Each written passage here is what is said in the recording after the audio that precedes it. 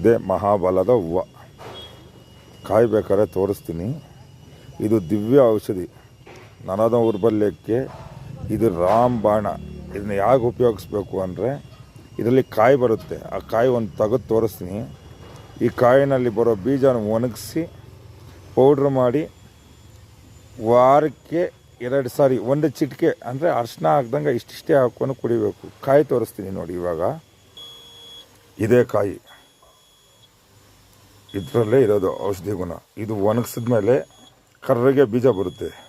ಆ ಬೀಜನ ಚೆನ್ನಾಗಿ ಒಣಗಿಸಿ ಪೌಡ್ರ್ ಮಾಡಬೇಕು. ಮಿಕ್ಸಿನಲ್ಲಿ ಹಾಕ್ಬಾರ್ದು, ಕಲ್ಲು ಮೇಲೆ ಕುಟ್ಟಿ ಪೌಡ್ರ್ ಮಾಡಬೇಕು. ಹಂಗೆ ಮಾಡಿದಾಗ ಇದು ಔಷಧಿ ಗುಣ ಇನ್ನೂ ಹೆಚ್ಚಾಗುತ್ತೆ. ಮಿಷಿನ್ಗೆ ಹಾಕ್ಬಾರ್ದು ಇದು ಯಾವುದೇ ಕಾರಣಕ್ಕೂ. ನೋಡಿ ಇವಾಗ ಗಿಡ ನೋಡಿಸ್ತೀನಿ. ಇದು ಗಿಡ ನೋಡಿ. ಗಿಡ ಹೇಗಿರುತ್ತೆ ಅಂದರೆ ಈ ಥರ ಇರುತ್ತೆ. ಇದೇ ಮಹಾಬಲದ ಗಿಡ. ಪ್ರತಿಯೊಬ್ಬರು ನೋಡಿಕೊಂಡ್ರೆ ಇದೆಲ್ಲ ನಿಮ್ಮ ಮನೆ ಸುತ್ತಮುತ್ತ ಇದ್ದರೆ ಅಡುಗೆ ಮಾಡುವಾಗ 2 ಎಲೆ ಸಾರಿಗೆ ಹಾಕಿದ್ರು ನಡೆಯುತ್ತೆ ಇದು.